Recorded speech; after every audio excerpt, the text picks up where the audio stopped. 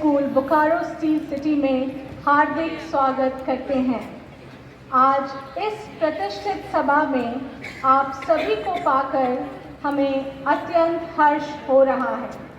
हमारे पास आज के लिए कई ज्ञानवर्धक, आध्यात्मिक और प्रेरणादायक सत्र निर्धारित है। तो आइए इस शानदार यात्रा की शुरुआत करें। We welcome all of you to Magis 2025.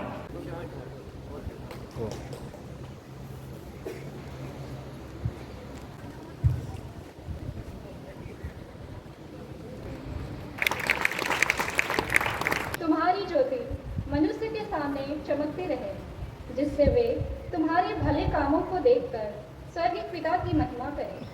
मत्ती का सुसमाचार अध्याय 5 पद संख्या 16। हे सर्वशक्तिमान दयालु ईश्वर, इस नए दिन के लिए आपको सारे हृदय से धन्यवाद देते हैं। तूने हम सभी युवाओं को मैजिस यूथ प्रोग्राम के लिए विभिन्न जगहों से एकत्रित किया है। तूने हम सभी को यहाँ पर सुरक्षित पहुँचाया है। आज हम मैजिस यूथ प्रोग्राम की शुरुआत कर रहे हैं। हे प्रभु, आप हम सभी को आशीषित कर हम प्रत्येक के मन हृदय को अपनी ज्योति से भर दे। अपनी पवित्र आत्मा के शक्ति हमें प्रदान कर, ताकि हम सभी इस मैजिस यूथ प्रोग्राम में अच्छी तरह से भाग ले सकें। मैजिस यूथ प्रोग्राम के सभी संचालकों के लिए प्रार्थना करते हैं कि ईश्वर की कृपा द्वारा सभी युवाओं का मार्गदर्शन और अगुवाई अच्छी तरह से कर सकें। इस मैजिस यूथ प्रोग्राम के द्वारा हम सभी युवाओं को शक्ति एवं प्रेरणा मिले, ताकि हम सभी एक अच्छे समाज एवं कलीसिया के निर्माण में अपना योगदान दे सकें और ईश्वर की महत्तर महिमा के लिए कार्य कर सकें। हम यह प्रार्थना करते हैं हमारे प्रभु यीशु के द्वारा। अब आगे हम लोग मैजिस फ्लैग होस्टिंग की ओर आगे बढ़ेंगे। अभी हमारा जो मैजिस झंडा है उसको हटाया जाएगा।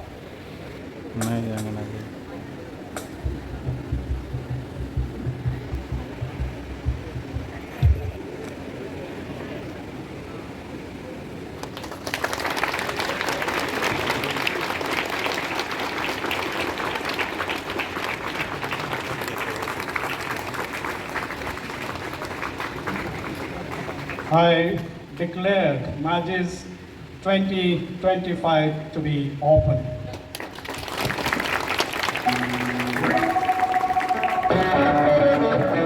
सपनों को दे उड़ा, जज्बे से दिल में है, मैजिस की है ये पहचान। हर दिन नए इरादे लाए, हर मंजिल को हम छुपाए। जो भी हो मुश्किल रुकना नहीं, बस आगे बढ़ो, यही कहानी। मैजिस की राह पर हम चलते जाएं, सपनों के आसमान पर बढ़ते जाएं। हिम्मत में दिल में है हौसला, जैसे खोए कभी डर। हम बिशप स्वामी आनंद जोजो डीडी से निवेदन करते हैं कि वे कृपया मंच पर आएं और फादर विंसेंट हांसदा एसजे से प्रेम का प्रतीक स्वीकार करें।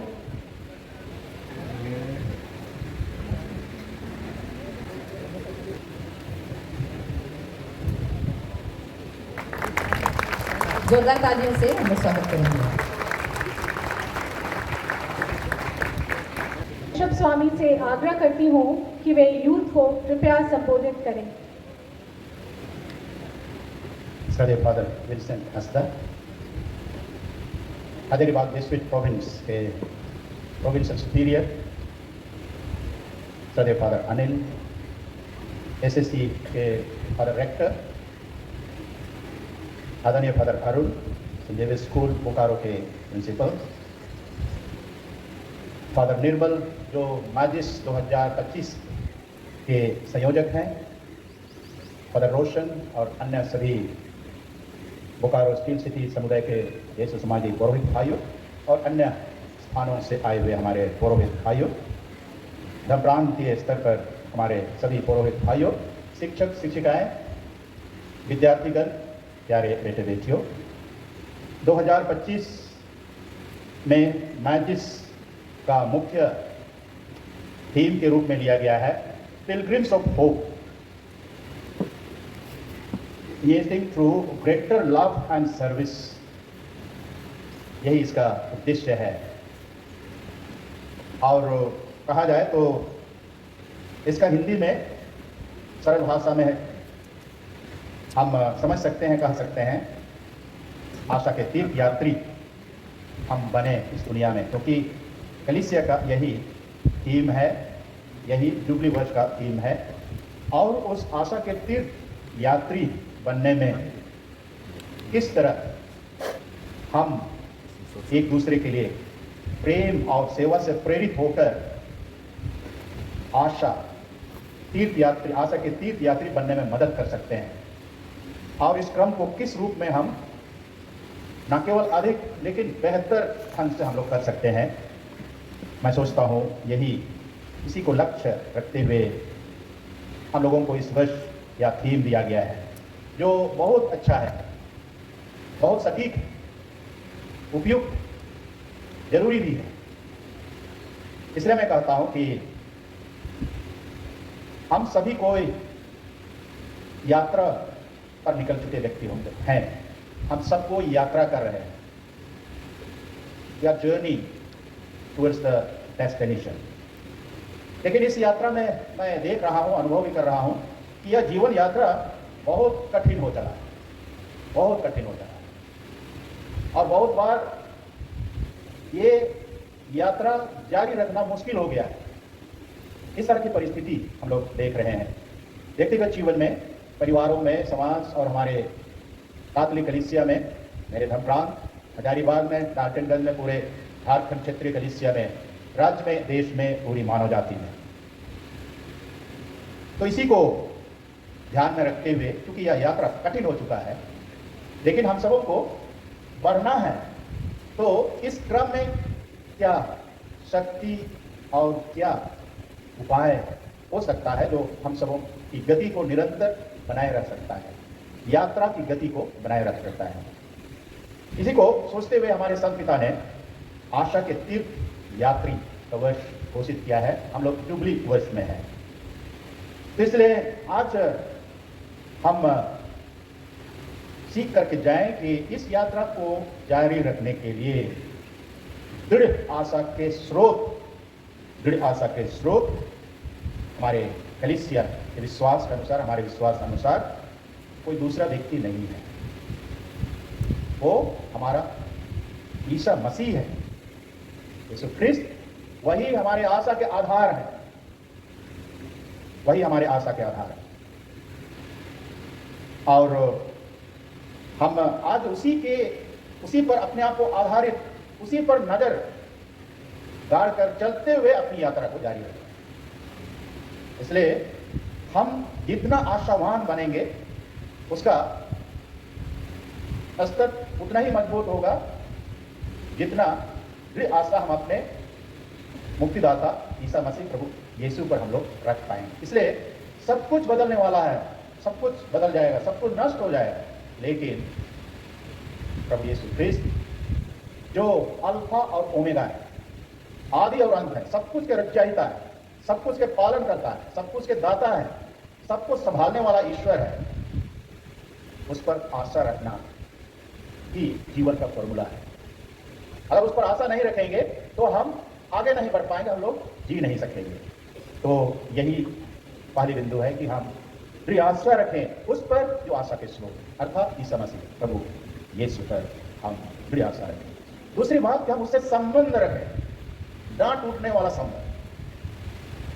हम लोग क्रिस्ती लोग संत यूहन्ना का सुसमाचार अध्याय 15 में एक बहुत सुंदर दृष्टांत और उदाहरण पाते हैं। दाख लता और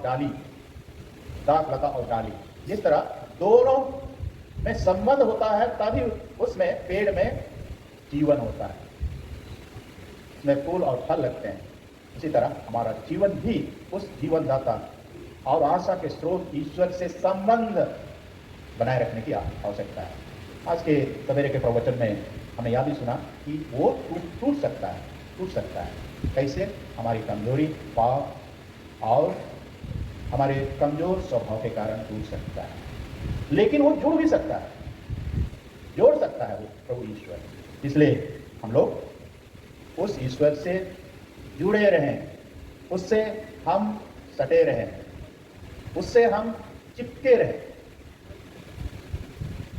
दूसरा कि मैं तुरंत कहता हूं, हमारा आशा प्रभु यीशु है, लेकिन उससे जुड़कर हम भी बहुत बड़ा आशा के स्रोत बन सकते हैं, और हम सबों को आशा का स्रोत बनना है। इतने भारी व्यक्ति अगर आशा के स्रोत बन गए तो हमारा जो भी परिवेश हो वो बदल जाएगा। इसलिए ना केवल आशा रखें, लेकिन आशावान व्यक्ति बने, आशादाता बने। ये बहुत जरूरी है, क्योंकि जिस तरह मैंने कहा, दुनिया में निराशा छा चुका है सभी लोगों के जीवन में। उनमें आशा का संचार करना ये माजिस का बुलावा है, ये कलीसिया का बुलावा है, ये दुनिया का एक बहुत बड़ा जरूरत है, मानव जाति का जरूरत है। और इसी बीच में कहेंगे तो ये हम सबों के लिए एक बहुत बड़ा सेवा है, लोगों के मन और दिल में आशा का संचार करना।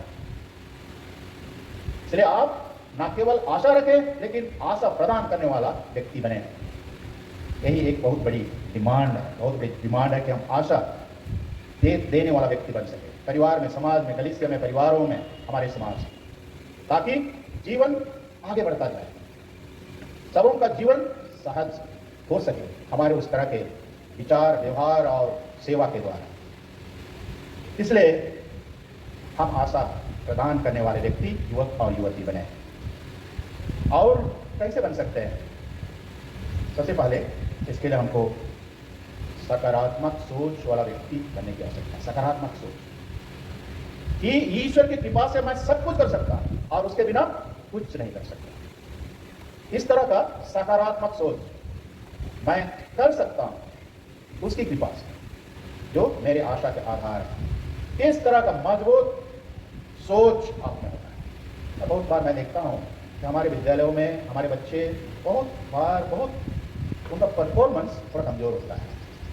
यहीं पर मैं चुनौती देखते हुए कहता हूं, आप क्रिस्ती विद्यालयों में पढ़ रहे हैं, यीशु ख्रिस्त सभी प्रकार की कठिनाइयों को पार करके, मृत्यु के बंधनों को तोड़ करके पुनर्जीवित प्रभु बन चुके हैं, और उसी की शक्ति से हमारा सब कुछ, उसी की कृपा से और आशीर्वाद से हमारा सब कुछ संचालित हो रहा है। उसके आप हिस्सेदार बन चुके हैं। इसलिए आपको जीवन में कभी नकारात्मक सोच नहीं लाने की आवश्यकता है, क्योंकि विजेता ईश्वर के छत्र छाया में आता है, मुर्दों में से जी उठे ईश्वर के देख रेख और सुरक्षा में। इस तरह का सकारात्मक सोच आपको जगाना पड़ेगा, और तभी आप दूसरों के आशा के कारण बन सकेंगे, और किसी भी परिस्थिति से घबराने की जरूरत नहीं। जो भी हो, आप लोगों को मैं बता दे रहा हूं, मेरा एक चिंतन है। स्पेस स्टेशन में सुनीता विलियम को कितना तकलीफ हो रहा है, लेकिन दिखाया जा रहा है कि वो कितना बुलंद है, उसके दिखने और सब जो भी कर रही है उसको कोई गिनती जरूर कर रहा है, मैं भी कर रहा हूं कि जब दुनिया में इतना कठिन है तो उतना वहां पर कितना कठिनाई हो रहा है, लेकिन इतना तो मैं देख पा रहा हूं उनके चेहरे में, और जो भी करती है उसमें कितनी बुलंदी है। कहां से वो शक्ति मिल रही?